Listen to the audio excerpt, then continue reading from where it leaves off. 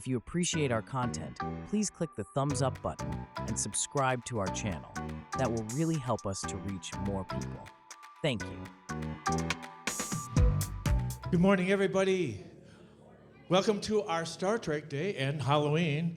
And it's Brian's birthday, too, so happy birthday, Brian. We're going to talk about Star Trek today, Gordon's going to talk about Star Trek, so we're going to start out with this.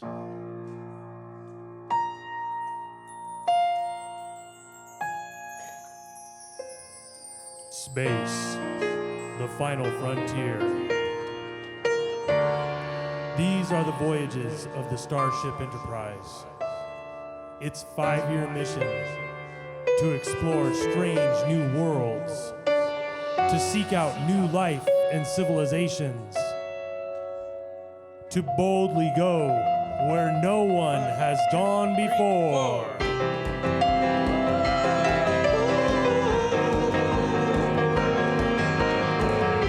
And you can stand up because we're going to sing right after this.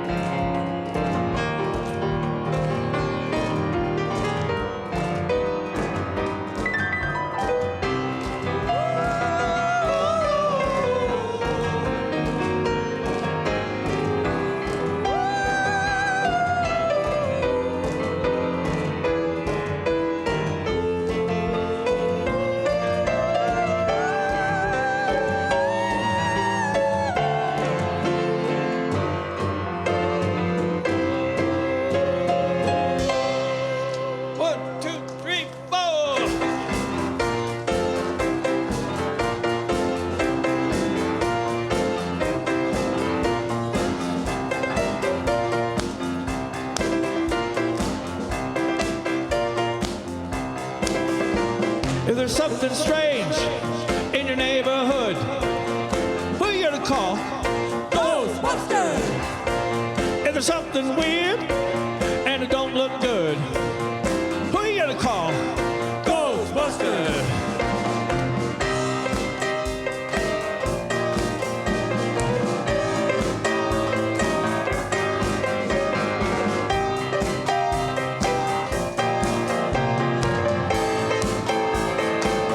Afraid of no ghost.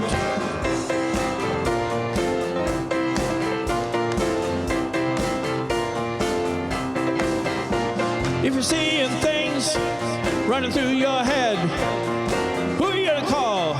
Ghostbusters! An invisible man sleeping in your bed, who are you gonna call? Ghostbusters!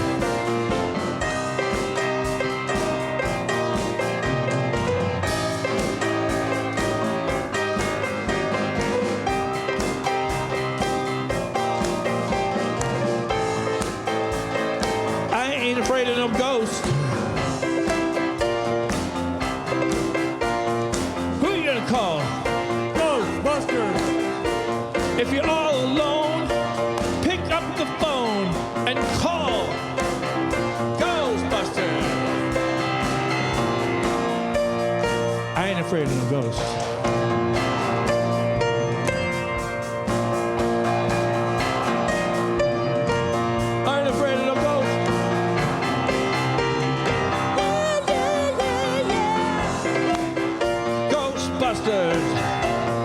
Who are you gonna call? Ghostbusters. Who are you gonna call? Ghostbusters. Who are you gonna call?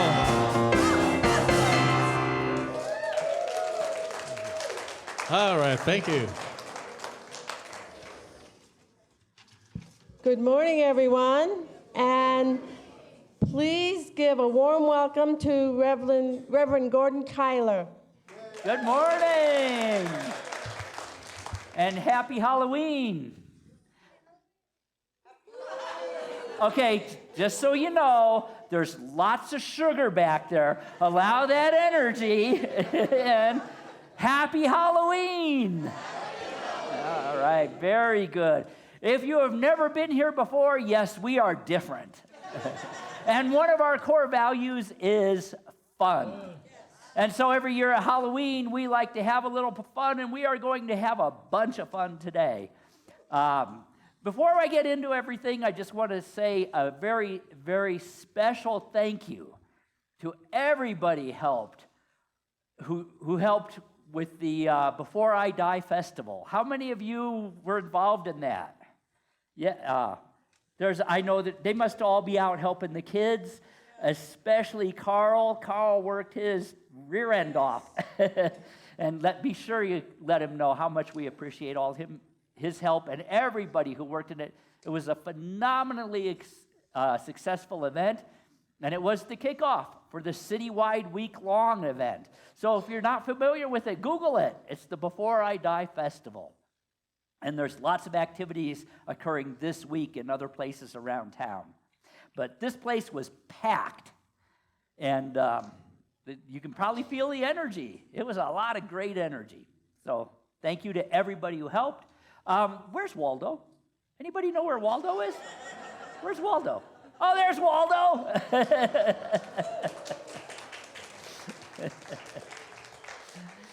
And I'd like to give a special welcome home to Judy Gaskin and Sharon Eldridge, who has been in Portugal. Judy is a longtime friend who lives in Texas, but she gets to come and see us once in a while, and we get to see her. So we're glad you're here. Oh, wow. Okay, so is there anybody here for the very first time that's comfortable raising your hand if you are? Nobody's here for the very first time. Oh, yeah, there are some. Where? Well, there. Hi. Welcome. We're glad you're here. Yes, and I apologize with the lights. It's kind of hard to see out there. But we want to say welcome home. And we want you to know that despite the glare of the lights, we see you. We see your hopes, your dreams, your struggles, and most importantly, we see your light. And we want you to know that here at Unity Spiritual Center, we are here to provide a safe place for spiritual growth.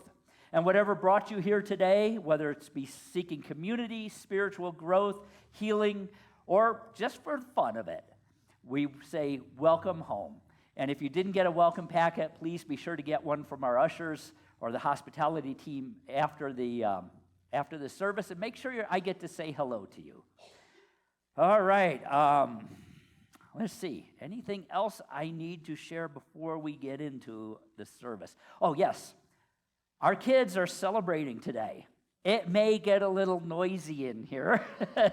We may hear the laughter of children. And here at Unity, we love the sound of children. And so if you hear that, just bless them and know that you get to go out and join them after service. Our social media check-in today, since our theme is on Star Trek, the metaphysics of Star Trek, our social media check-in is boldly going where I have never gone before. So if you use social media, please pull out your your cell phones, and check in with that. And once you are done, please put your cell phone on Do Not Disturb. And now with that, I would like to introduce Sue Eaton, who will share some announcements with us. All right. As you know, there's always a lot going on here at Unity Spiritual Center, and I'm just going to highlight a couple things. As Gordon said, the children are celebrating, and right after service, there's a Halloween carnival going on with the kids right now, and then after service, there's a trunk or treat from noon to 1:30. It's going to be out in the west parking lot, so out in front here, and there's going to be cars decorated and people handing out candies. So feel free to join in and help the children celebrate and have some fun yourself. We have several new classes coming up. This week, we're going to have a new class called Healing and Wholeness, Part 1. It starts this Wednesday, the 30th, from 6 to 8 in the evening. It's in person, or there's also an afternoon class. I think the Wednesday class is also online. No? Okay, so the Wednesday class is in person, and then there's an afternoon class on Friday, November 1st from 2 to 4. This class is based on the spiritual universal principles that support expression of healing, health, and wholeness in students' minds, bodies, and affairs.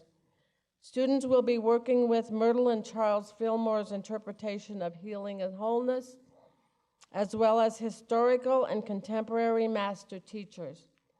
Such principles will be presented to support students in developing a practical understanding of Myrtle and Charles' theology as heart-centered metaphysicians. It's facilitated by Michael Small, our minister assistant, and you can go online and register at ministerassistant@abqunity.org or check in with the office. Next Sunday, we're having our town hall meeting, November 3rd, right after service.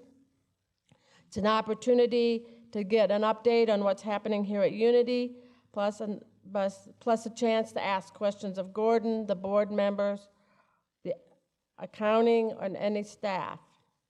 So hope you can join us. It'll be right after service next week. Then we have another class, 5 Basic Unity Principles, or Pentamerous Precepts. This is a class that's being offered by Reverend Geo Downer, our Assistant Minister for Adult Education. And that'll be next Sunday, November 3rd at 6:30 to 8 p.m. It's online class only. And a little summary of the class: 5 ideas are foundational to unity. These ideas were variously formulated scripture, spiritually, and practically that you can explore, experience, and enrich yourself. It's a hybrid class, so it's only online. And rather than simply restating or memorizing ideas, we'll interact, interpret, and involve ourselves in an unexpected depth and breadth. This is an interactive, fun class for all, so check in the office or the weekly newsletter for more information. And then in several weeks, we're going to have a membership workshop.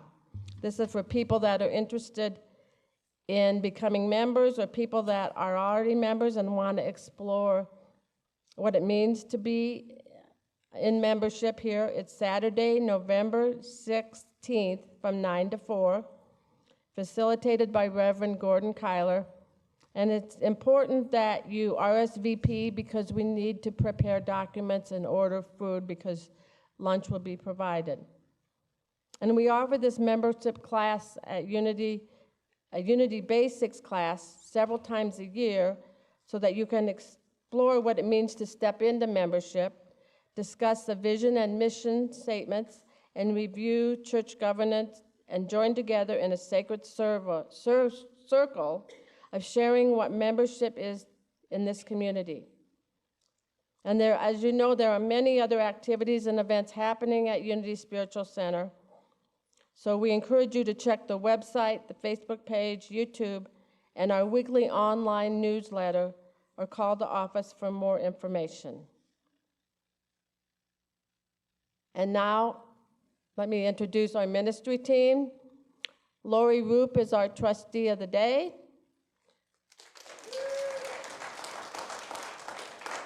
I'm Sue Eaton, your platform host.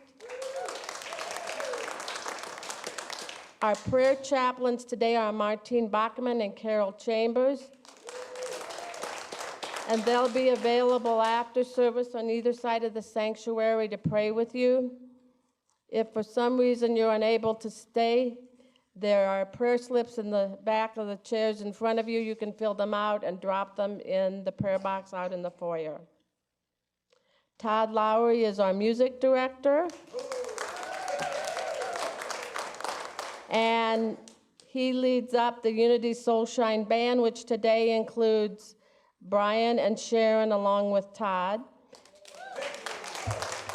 And as a special surprise, Becca's joining the band today. Yes, Becca. Which is always a treat.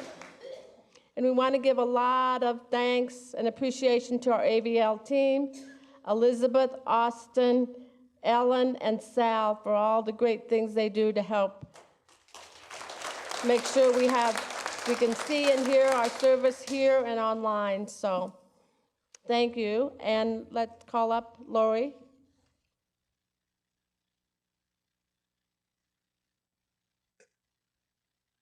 Good morning, everyone. If you haven't looked around, there's a lot of creative costumes, so check everybody out, okay? All right, let's say our vision, mission, and core values. Start with our vision. Centered in love, we see a harmonious world of divine expression. Our mission, we inspire spiritual growth through honoring many paths, education, prayer, sacred service, and abundant living. Our core values, we are Christ-centered, loving, inclusive, joyous, uplifting, open-minded, and fun. And our unity credo, we believe all people are created with sacred worth. We serve all people in emotional and spiritual ways. We welcome the diversity of all. God and unity leave no one out. Okay, and it's now time to collect our offerings, our donations, our tithes. We can do this in several ways.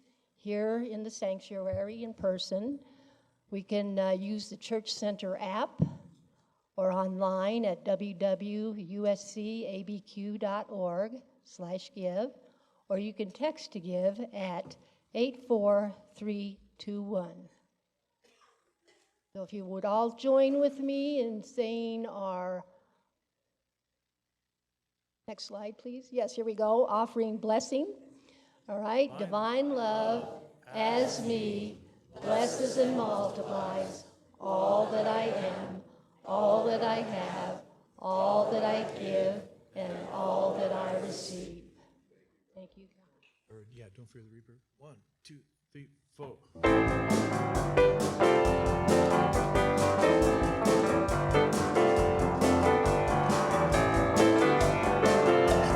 More cowbell. All our times have come. Here, but now they're gone. Seasons don't fear the reaper, nor do the wind, the sun, or the rain. We can be like they are. Come on, baby, don't fear the reaper. Baby, take my hand. Don't fear the reaper. Better let it fly. Don't fear the reaper, baby, I'm your man. La, la, la, la, la. La, la, la, la, la.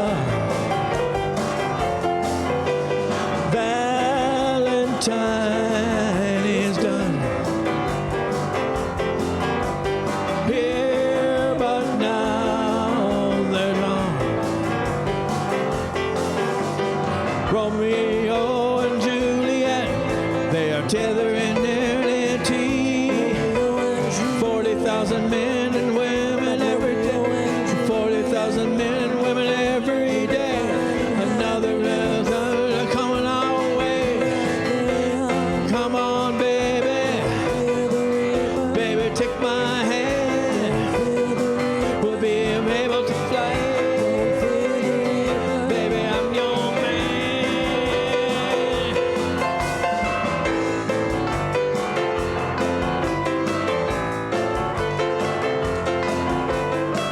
More cowbell.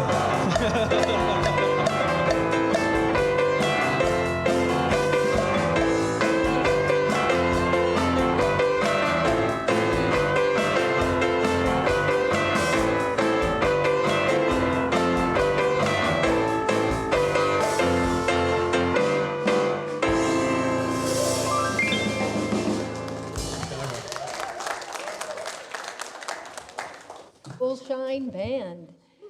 Let's together say our prosperity dedication.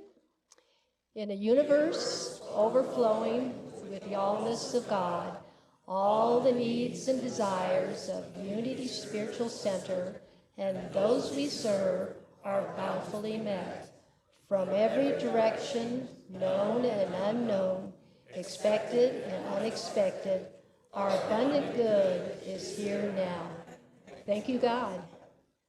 All right, it's time for a congregational song. I invite you to stand, and we're going to sing Werewolves of London, that famous hymn, Werewolves of London. And this is your chance to howl like a werewolf. It's like, it's like, woo, or something like that. So we'll get there. So here we go. 1, 2, 3, 4.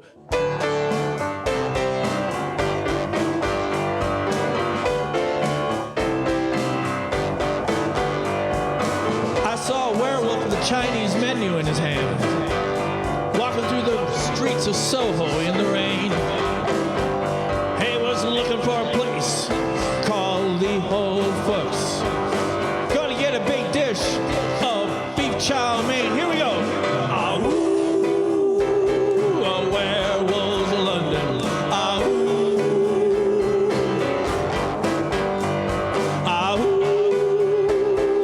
Werewolves of London. He's the hairy-handed gent who ran amok in Kent. Lately, he's been overheard in Mayfair. Better stay away from him. Better not let him in. But man, I'd like to meet his tailor. Here we go. Werewolves of London.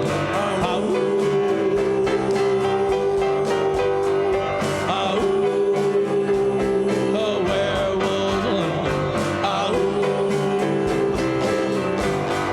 Well, I saw Lon Chaney walking with the Queen, doing the Werewolves of London. I saw Lon Chaney Jr. walking with the Queen, and they were doing the Werewolves of London.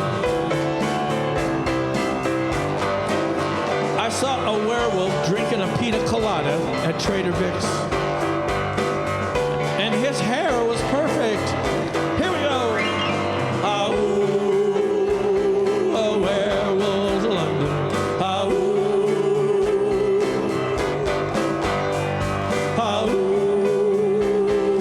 Werewolves of London. One more time. Werewolves of London. All right, good job, good job.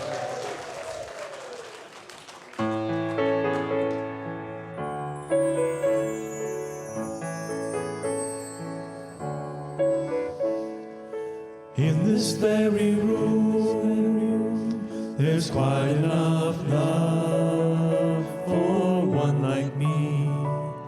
And in this very room, there's quite enough joy for one like me. And there's quite enough hope and quite enough power to chase away any gloom. For Spirit, God's Spirit,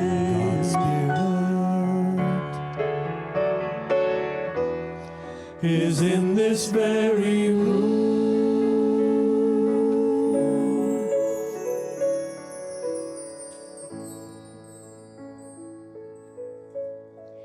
The word of the day for Sunday, October 27th.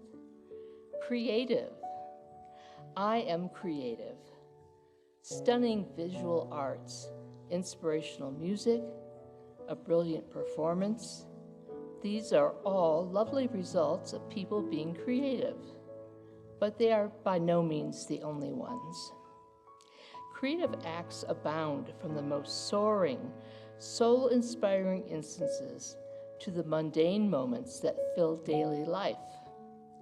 Creative activities are prayers in action, a continuation of creativity in its infinite manifestations. Living is a creative act. It's the way I am in the world, the way I love, and the way I relate to all others. Understanding it in this way, I see how I am using my thoughts, feelings, and imagination to create my experiences. I bring my divinity into expression through my creativity. I am creative.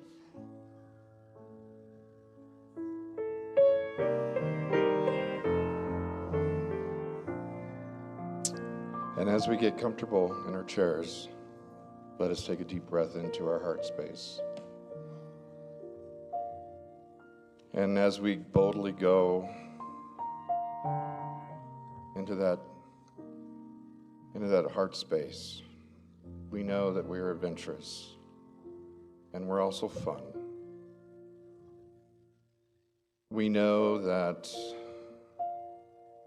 we are also creative and loving, and we're also brilliant.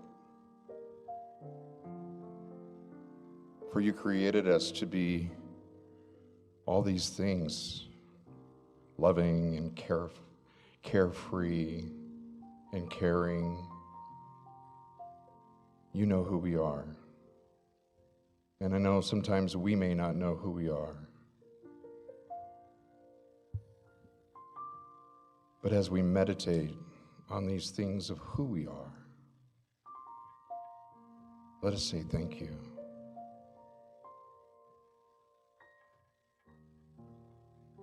Because every act that we do, every creative thing that we do to bring love to our world, we know it comes from you. And so thank you, God, for making me brilliant and loving and caring. And that I can come to a place like this and be surrounded by people that are the same. And this energy that we create with one another that we can leave from this place and carry to this world that needs our love and our care.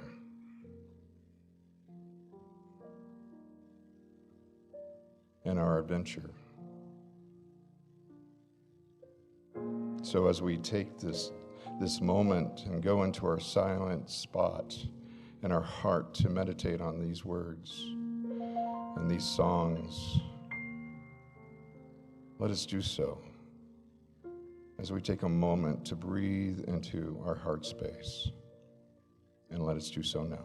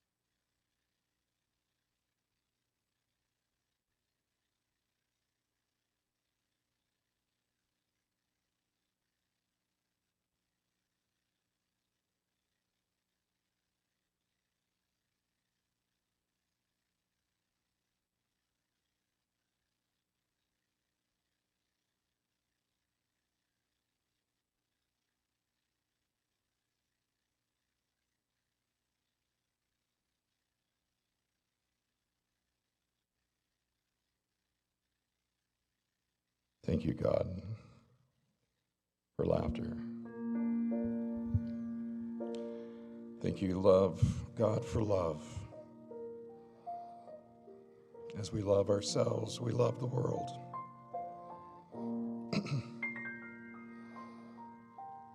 In our thoughts and our feelings, we say, thank you. for all you do for us, so that we can have fun and live life with purpose and hope. Because we know in this very room, there is plenty of love and joy to fill the entire world. And so it is. Thank you, God. Amen. In this very room, there's quite enough love for all the world. And in this very room, there's quite enough joy for all the world. And there's quite enough hope and quite enough power to chase away any gloom. For Spirit, God's Spirit,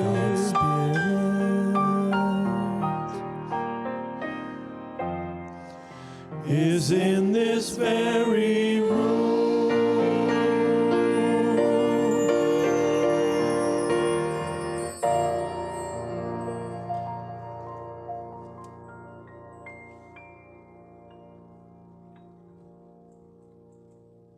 All right, we have another Halloween song.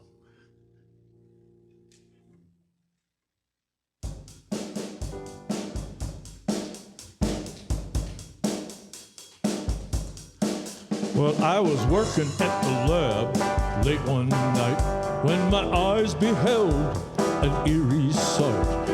My monster from his slab began to rise, and suddenly, to my surprise, he did the mash. He did the monster mash. He did the mash.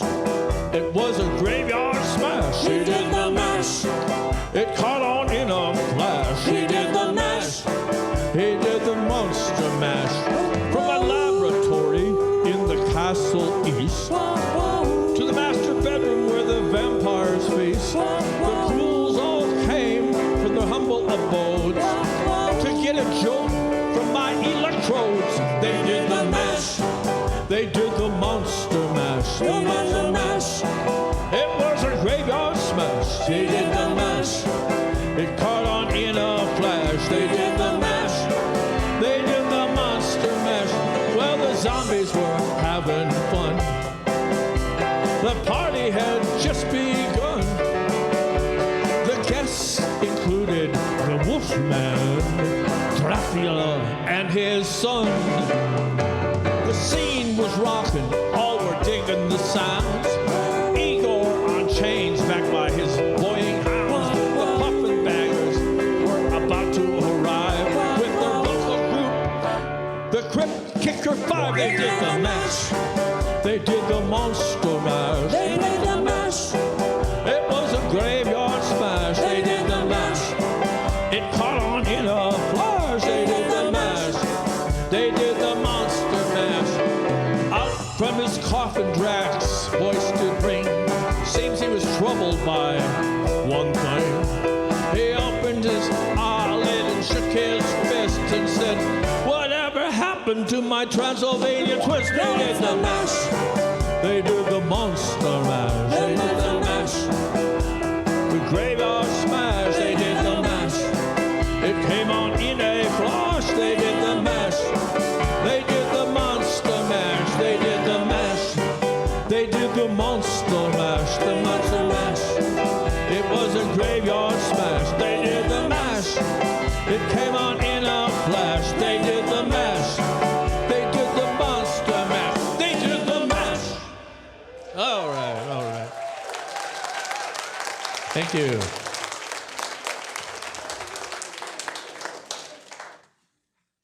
Thank you, Soulshine Band and Becca. Okay, Scotty, beam them up.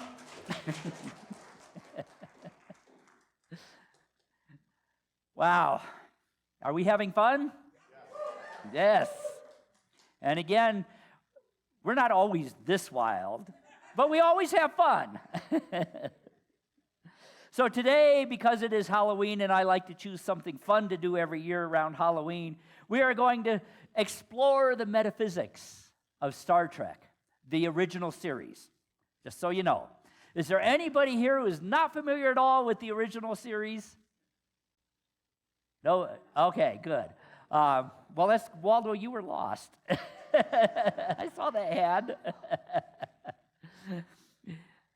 It's a series that has permeated our culture, especially those of my generation, but it has lived on through succeeding generations. And one of the reasons I chose this, not just because I'm a Trekkie and not just because it's Halloween, I chose this because one of the things I realized many, many, many years ago in a galaxy far, far away, different series, sorry, was that there is only one mind. And that all ideas, every idea that every human being has ever had or ever will had, come from the mind of God and then are filtered through human consciousness. And as humanity grows and evolves and comes into higher and higher understanding of divine ideas, we become open and receptive to a greater degree to divine ideas. And therefore, I believe that if you look hard, as Jesus said, if you have eyes to see and ears to hear and you look hard, you will discover that there are messages from God that show up in literature, in music, and yes, in pop culture. Many of these ideas show up in our day-to-day life. I've often said in classes that I could take the Sunday funnies and I can find a metaphysical message in them. You just have to be open and aware. So today we're going to look for the messages contained within Star Trek, the original series. For they were platforms, and whether conscious or unconscious, Gene Roddenberry, the creator of Star Trek, was receiving divine ideas and creating a vision for what humanity could be. You can come on in, grab a seat. Creating a vision for what humanity could be. A vision that had never before been seen in popular media, and certainly not in television. He envisioned a world that embraced technology, science, culture, economies, medicine, and equality. It was groundbreaking for its day. Now, in those of us in spiritual growth and evolution for many centuries, all the way back to Jesus, and maybe before Jesus, had been engaged in that. But here was a new platform. TV was still fairly new. Here was a new platform with a new way for that message to get out into the world, couched within the construct of science fiction. Star Trek was a series of firsts. And many, many experts credit many of our modern marvels that we use every day to having their origin in the mind of Gene Roddenberry. Think about some of the things that came out of Star Trek, the original series. Cell phones. Motorola's flip phone was inspired by the communicator. I loved it when I had a flip phone. I wish they'd bring those back. Our tablets with our touch screens. Our voice interface capabilities that are getting better and better and better all the time with technology. Video calling or Zooming. Medical imaging and treatment. Universal translators. We now can use our phones, where's mine? Over there. And say something into it in another language and it'll translate it for us. Bluetooth and wireless earpieces. AI and robotics, 3D printers. Teleportation can already be done on a quantum level. And my favorite that I just found out has come to pass, and this wasn't from the original television series, but it was from the original crew. If any of you remember Star Trek IV, the one with the whales, they had something called transparent aluminum. Do you know that less than 5 years after that movie came out, they invented transparent aluminum? It's called aluminum oxynitride, and it is used commonly in bulletproof glass, lenses for space telescopes, and communication equipment. It's still very expensive, so most of us don't have it yet. But what's interesting to me is the idea showed up in a movie, and it got people thinking, chemists and scientists. And they said, wow, what a great idea, transparent aluminum. And less than 5 years later, they invented it. But more important even than the science and technological forecasting or pre-programming, call it whatever, that Star Trek was responsible for, was cultural firsts. Star Trek is credited with the first interracial kiss on U.S. television between Captain Kirk, played by William Shatner, and Lieutenant Uhura, played by Nichelle Nichols. There's an interesting side story to Lieutenant Uhura, or Nichelle Nichols. She almost quit Star Trek because she didn't think she was going to ever be able to be recognized as an important actress on it or anything. And no less than Martin Luther King said, no, do not quit. You are portraying a woman of color for the first time in a position of authority. It's going to affect the American consciousness, and it did. It was a bold move during a time of a lot of racial tension in the U.S. It had the first multicultural task, hugely racially diverse, something unheard of in those days in a television series, including Lieutenant Uhura, Mr. Sulu, played by George Takei, an Asian-American man, as the helmsman, Mr. Chekhov, played by Walter Koenig, a Russian officer during the height of the Cold War, and Mr. Spock, I'm wearing my Mr. Spock socks, a half Vulcan, half human. The series promoted not just tolerance, but inclusiveness among different people. Unheard of in our culture at that point in time. It also portrayed the first female senior officer in any series. Although women in high-ranking positions were rare on TV at the time, Star Trek featured women in positions of authority. Lieutenant Uhura, as I said, was a trailblazer, but she was not the first woman in authority in Star Trek.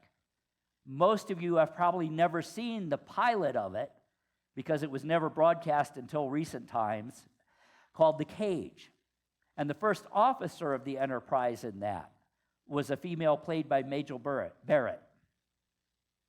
It was also the first show to address social issues with sci-fi metaphors. It addressed issues such as racism, war, inequality, using science fiction as a metaphor.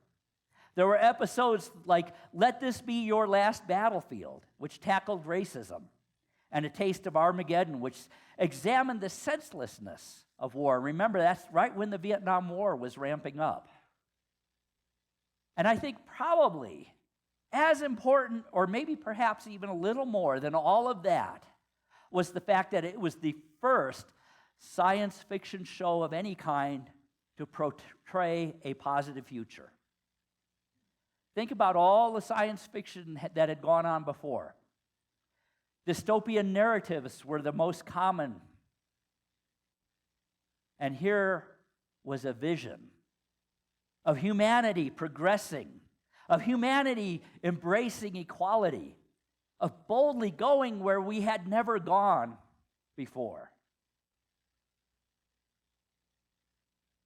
It was the first show to launch an expansive continuation of the series that echoes down even today. They just announced the next Star Trek movie. So it is a part of who we are. It has permeated our culture. It has influenced us. It has inspired us. And as campy as the original series was, it resonated. It got the message out there. But what about the metaphysics? What do the characters really represent? What are the deep metaphysical questions that Star Trek explores? It explores questions about existence, about consciousness, about the very nature of reality. And while not specifically metaphysical in unity metaphysics, it still addresses all of these layers, all of these areas that allow us to question that cause us to ask the most important question of all, what if? What if humanity could have a future where we were one? What if humanity could have a future where everybody, regardless of species even, was included? What if we realized our true potential and evolution? You know, in Unity, we truly believe and have believed from the very beginning that humanity is evolving upward, which from the very beginning flew in the face of most traditional religion, because most religions are about apocalyptic ends and that we're devolving down, down, down to the hot place. But Unity and Star Trek said, wait, what if we evolve to a higher place? What if we evolve to a higher understanding, a higher way of being? And so one of the central questions that was addressed in it was around human potential and human evolution. It portrayed humanity as being capable of growth and evolution, particularly in episodes like Where No One Has Gone Before. They suggested that human beings, through development of mind and spirit, could transcend physical limitations, moving toward a more enlightened, or, dare I say this, even godlike existence. Now, when I say that, I don't mean I am God. Not that consciousness. We are told we are created in the image and likeness of God. What are the godlike attributes that we could exhibit more, that we could grow more into? Love, peace, abundance, wholeness, and creativity. You know, I think about one thing that Jesus said. He said in the King James, it's quoted as, "Be ye therefore perfect." Oh, does that sound hard? Be perfect? What are you talking about? That's actually a mistranslation from the original Aramaic. The original translation should have been, you are perfect because you are created in the image and likeness of perfection. Come into that awareness. And I think Jesus knew it wasn't going to be a snap of the fingers. It wasn't going to be, oh, I am God. It was going to be a growth. It was going to be an evolution. It was going to be a rising higher and higher and higher to that point where we begin to embody those godlike attributes of love, of acceptance, of being able to see the light. One of the other things that Star Trek explored was dualism of body and mind. There were episodes where, Spock's brain was put in another body. What does that mean? It questioned, what are we? Are we just this? Or just this? Or are we something more? What is our identity of self? Can consciousness exist outside of the body? Well, we believe it does. This is a vehicle we occupy in this now moment, in this life. But consciousness is eternal, which causes us then to question, what is reality and what is illusion? The great question of the Buddhist path. What is reality and what is illusion? We know that we are co-creators and we create our reality. We create our experience, our interpretation of the world. And when we see that maybe it's not up to what we expect or what we desire or what we want or what is healthy and holistic for all of humanity or all the world, is it illusion or is it reality? And if so, whichever one, can we change it? Well, if we create illusion, if we create a reality, we can change it. I often say, one of the biggest challenges we have right now in the world is climate change. But if we created it, guess what? We have the same capability to change it. If we start putting our energy into that. What is our perception of the universe? What is the nature of truth? And what is the distinction between reality and illusion? And finally, in this realm of metaphysics, they explored ethics. Ethics. It's a word we hear sometimes, but how often do we really think about it? In Star Trek, they had the Prime Directive. And the Prime Directive was deeply rooted in their culture, and it said, it is prohibited to interfere with the natural development of alien civilizations. Now, this concept brings forth questions of moral relativism and moral absolutism. It asks whether there is a universal ethical law or if ethical systems are shaped by our culture. And I have to be honest, in just about every single episode of Star Trek, all the generations of it, they break the Prime Directive. And I got to, I've always kind of laughed about that, but I got to thinking about it and wondering if maybe that's not a great lesson as well. For how hard is it really, truly, to not influence everyone around us? Can we really go through life without having any influence on each other? I would say it's impossible. And I would say that's a good thing because we feed each other, we grow from each other, we learn from each other, we support one another. So perhaps that was intentional. So let's take a look at some of the characters and what they represent in us. Because we know that in metaphysics, in every piece of literature, including the Bible, every character in there is actually part of us, part of our psyche, part of who we are.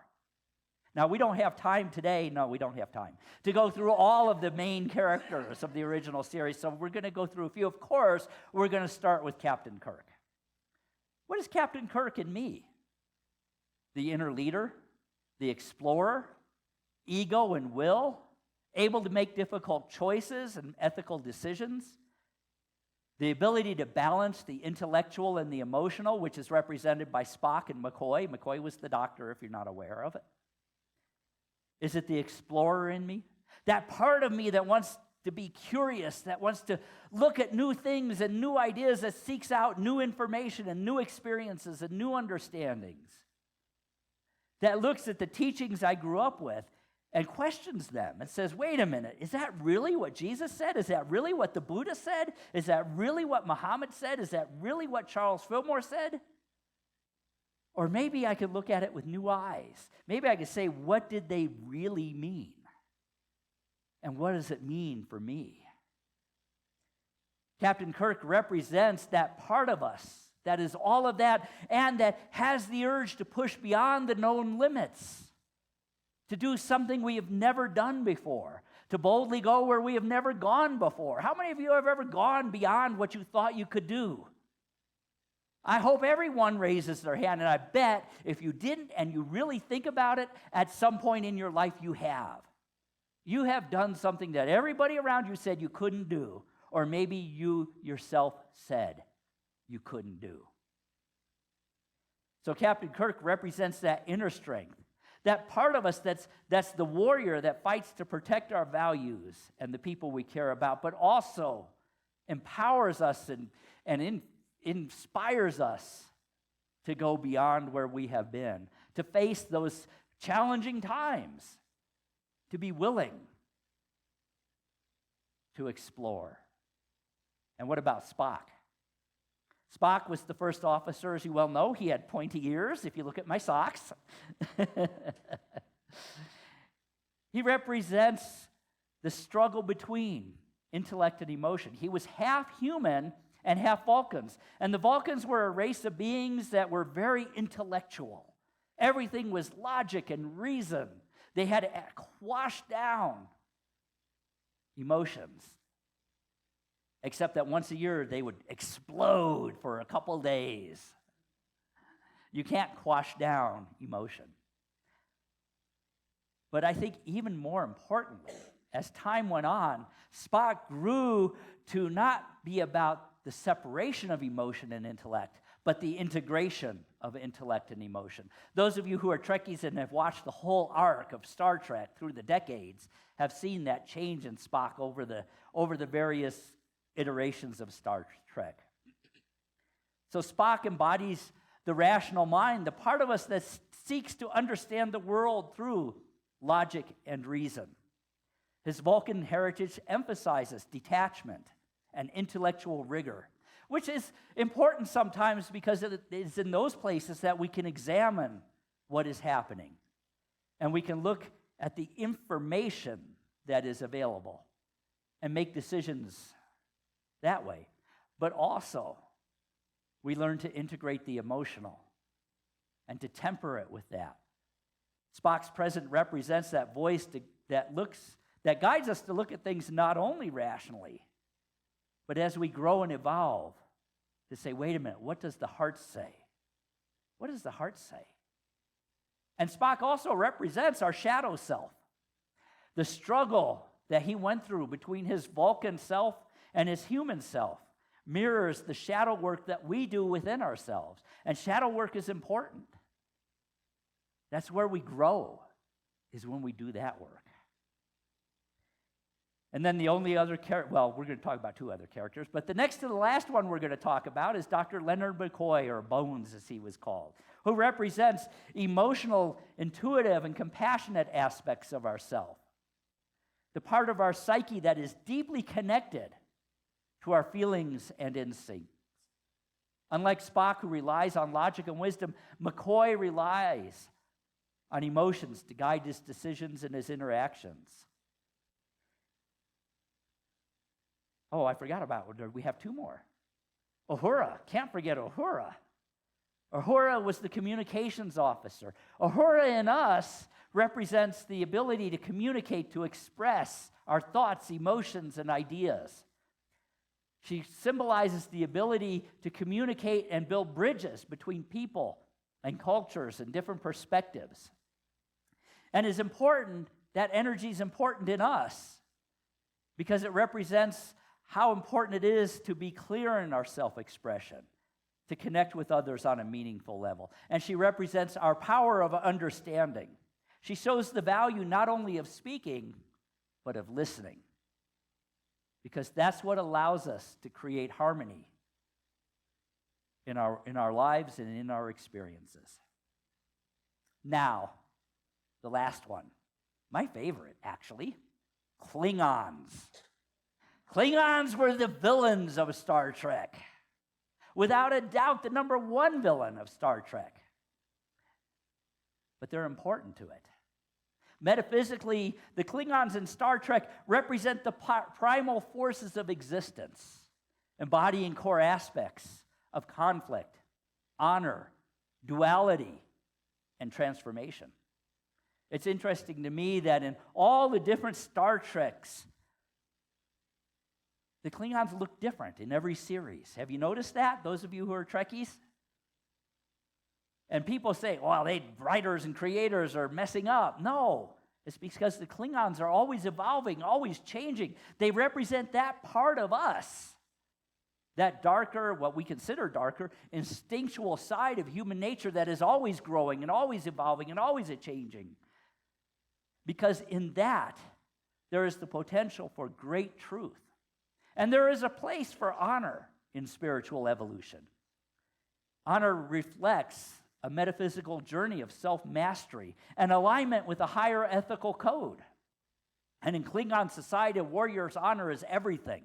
It governs their actions, their relationships, and even death. And honor in this context can be seen as this path towards spiritual enlightenment, where the individual learns to balance their inner conflicts with a sense of purpose and even integrity based on their level of understanding. Their code, their warrior code, is not just about external combat, but it's about the inner struggle, the inner challenge that we all have in the face of fear, of death, of making moral choices.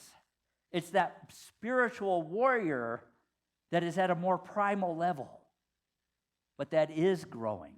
And let's be honest, we all grow fastest when we're pushing against something.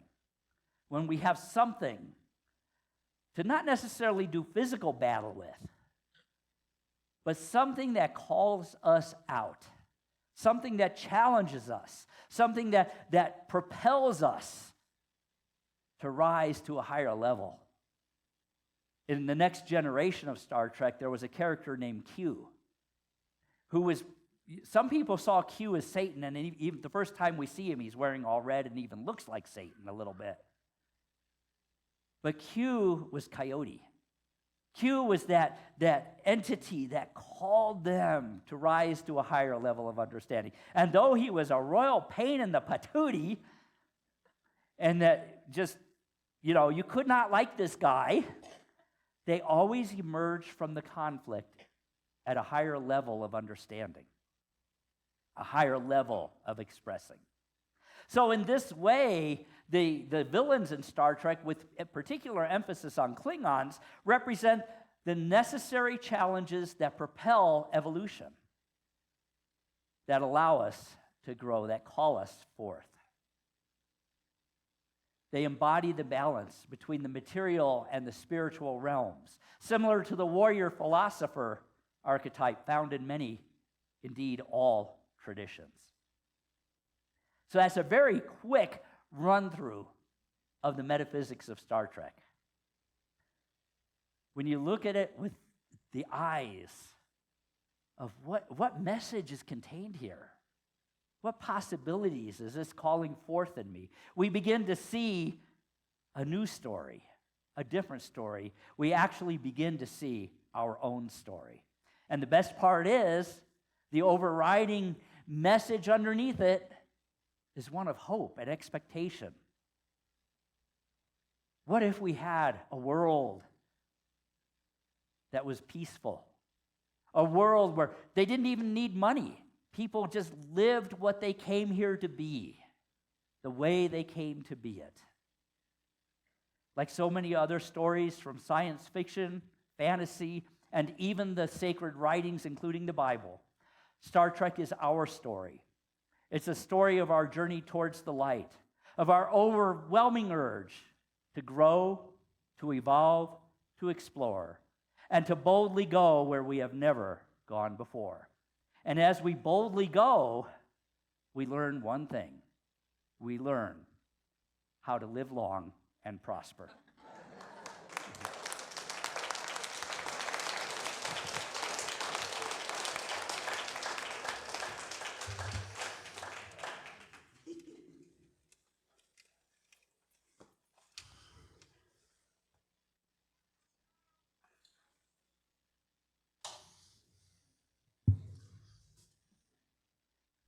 So we have a different song that you can add to the Halloween repertoire.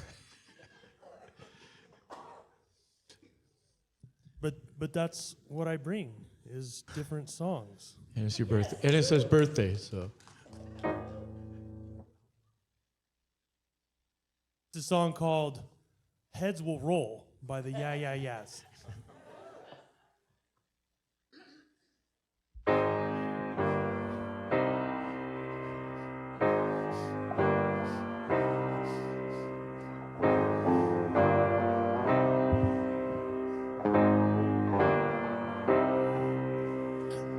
With your head,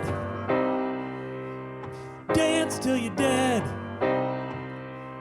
Heads will roll, heads will roll, heads will roll on the floor. Glitter on the wet streets, silver over everything. The river's all wet, you're all grown, dripping over alchemy. Silver drop shivering, the glitter's all wet, you're all grown. The men cry out, the girls cry out, the men cry out, the girls cry out, the men cry out, oh no. The men cry out, the girls cry out, the men cry out, the girls cry out, the men cry out, oh no. Oh, whoa.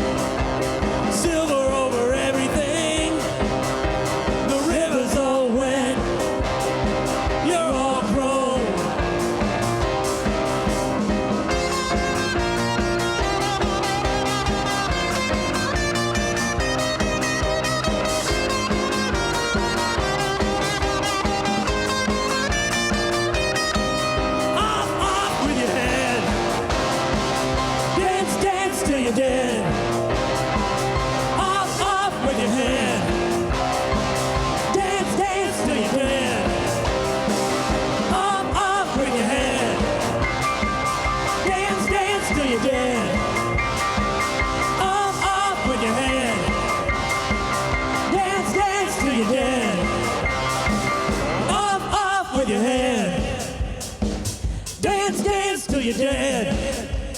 Off with your head. Dance, dance, dance till you're dead.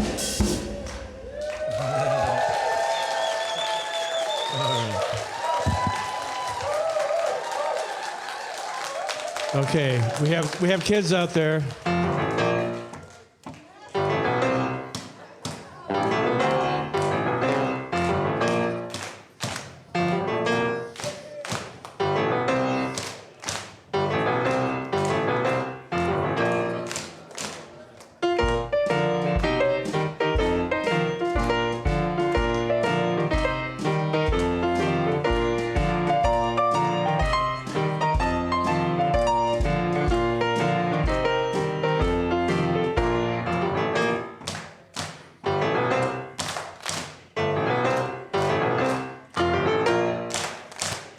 All right.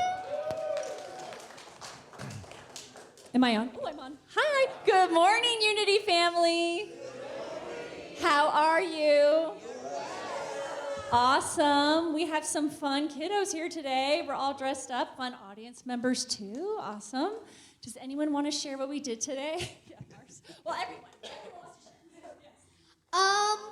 Today we did a little haunted house. Me, Mars, and Kira kept going in, and it was kind of creepy. There was this one spider I didn't like. It kept jumping out, and that one I always ran past. I was like, no! And I'm a cat, but this is not my real Halloween costume. My real one is Marilyn Monroe. So, if you can't tell, I was a scare actor. I was scaring the little kids, which was fun. I like doing that. I also like scaring other adults, which was funny. I kept kidnapping my friends, which was fun. Yeah. And I'm the one who got kidnapped. I kidnapped all three of them. I did. So if you couldn't tell, we had our Halloween carnival. I went as the Great Malenko, which is an ICP album. Stand up. Oh, yeah. I just did my face paint. Yeah.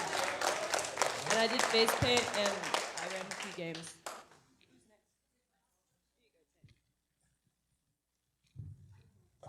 This mic, yeah, that was a big reveal. But yeah, everyone in the who was working the haunted house worked really hard. We improvised, changed what we were doing because everyone really liked it. And we even had some of the set fall apart, but we were able to have, we were able to have a successful haunted house though.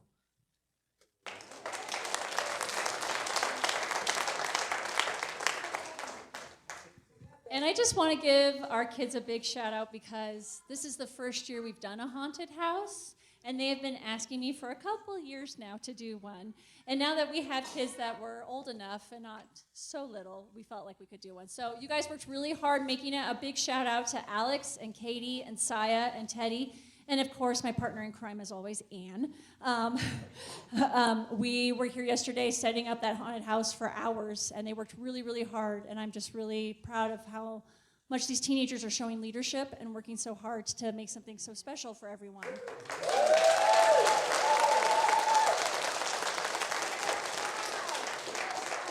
And then last but never least at all, I want to introduce everyone to Tiffany. This is our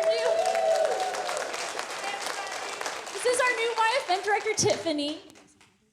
Hello, everybody. It is such a pleasure being here. You guys really are a fun place to be. I love it.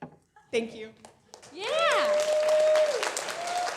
So everyone after church, say hi to Tiffany really quick if you can. Also remember it's her first day, so we're going to be gentle, not overwhelm her all at once. But so can everyone help me bless these wonderful children? Children.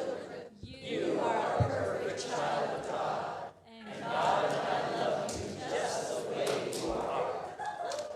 All right.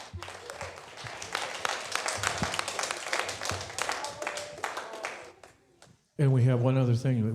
Oh, yes. Remember, next week we turn our clocks back. You get an extra hour. So it goes like this. God of every Buse team member, we need sleep to perform our best. Help each of us to remember. Take that extra hour of rest. Change those clocks back 1 hour. Don't arrive at church too soon. Or all the songs by yourself you'll croon. Get an extra hour next week. Thank you, Todd. And welcome, Tiffany. You'll be hearing and learning more about Tiffany. She has joined our staff, as Barbara said, as our new Youth and Family Ministry Director. And she has some wonderful ideas for expanding our program and making it a true youth and family ministry. So welcome. We are so glad you're here. I want to add one last thing. If you're signed up for the trunk or treat as one of our loving cars, we're going to start getting our cars ready and everything at 11:30. Just find me if you have questions, okay? But it's all good. Yeah. All right, and I just have one question for the kids. Is the haunted house still open? No. No? Ah, darn. Nah, that's all right. Okay, yeah, I'll watch the film. All right, everybody, you ready? Okay. The light of God surrounds us. The love of God enfolds us. The power of God protects us. And the presence of God watches over us. Wherever we are, God is and always. Woo-wee.